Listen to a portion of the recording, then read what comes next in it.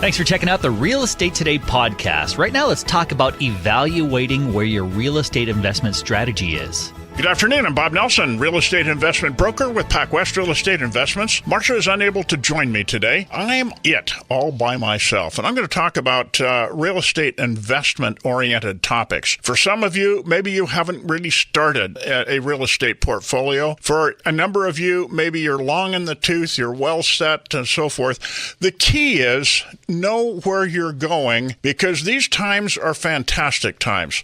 The stock market seems to be screaming along. Everything's working well. And if you're not involved, you're kind of wasting a lot of time and wasting opportunity. At the same time, so many of us are kind of going shotgun or shooting from the hip in that if we don't know what we're doing, well, let's just do something. Well, that's an interesting concept. But do understand, and I'm not a person that's gloom and doom, but sooner or later, there will be a recession.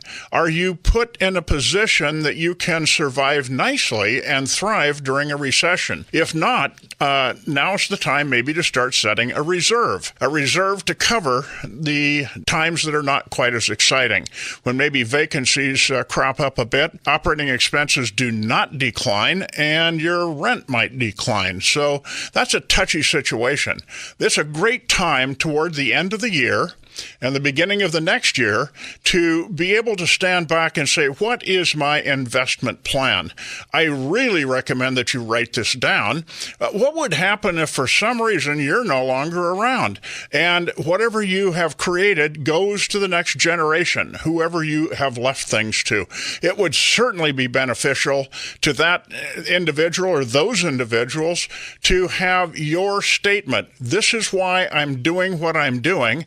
This is why I own these assets, and so forth. It's really helpful to that individual then to take over and cause your portfolio to make sense.